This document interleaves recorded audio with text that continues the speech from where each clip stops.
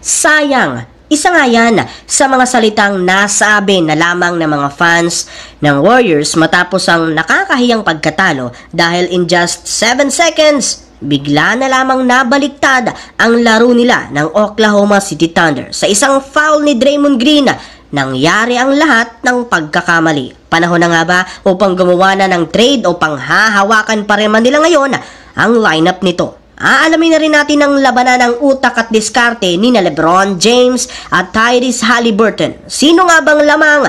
Sino naman ang mapag-iiwanan? Pero bago yan, please don't forget to hit the notification bell at mag-subscribe sa ating channel. Panalo na, natalo pa. Marami nga po mga fans ngayon ng Golden State Warriors ang nanghihinayang sa panalo sana ng kanilang team matapos literal mag-choke ang Warriors. Last 7 seconds at hinihintay na lamang tumunog ang buzzer, ngunit sa hindi inaasahang pagkakamaling nagawa ng kanilang player na si Draymond Green, nag-iba ang ihip ng hangin matapos itong manggigil na maagawang bola kay Chet Holmgren na nagresulta ng pag-foul niya at mabigyan ng 3 siguradong puntos ang Oklahoma City Thunder na maitabla ang laro. Ngunit dahil nga na comeback na ginawa ng Oklahoma, nasa kamay nga po ng Warriors ang pressure, lalo pat wala na nga sa kanila ang momentum. Dito na nga sa overtime tinapos ang laro at panalo ang OKC Thunder 138-136. Pero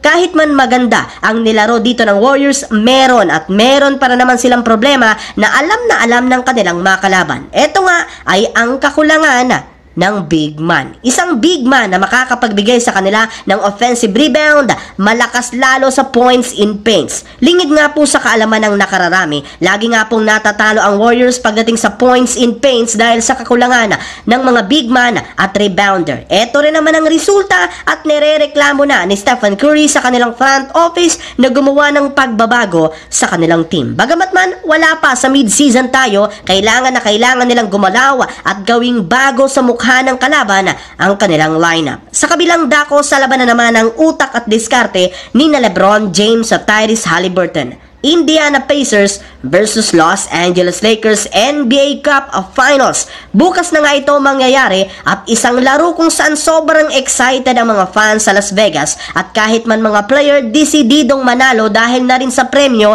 na $500,000 per player. Pero ang tanong, sinong yamado sa pagkakataong ito? Unahin natin ang Pacers. Sa ngayon, sila ang top 1 sa offensive ratings, meaning sila ang team ngayon na maganda ang flow ng pace ng kanilang mga laro. May magaling na playmaker na si Tyrese Haliburton at ilang mga role player na talaga namang maaasahan sa scoring. Maraming mga analyst ang nagsasabing may laban nga talaga dito ang Indiana Pacers, huwag lang nilang pababayaang magdomina ang Lakers sa 3-point line at maging sa loob ng paint. Sa parte rin naman ng Lakers, nasa kanila na nga ang lahat. Maraming mga fans sa Las Vegas, malaki ang momentum at naghayag na rin naman ang coach ng Indiana Pacers na paghahandaan nila ang larong ito hindi dahil sa premyo kundi masusubukan dito ang kanilang galing at diskarte dahil makakalaban nila ang isang LeBron James sa Lakers na nasa prime years pa ngayon kahit 39 years old na.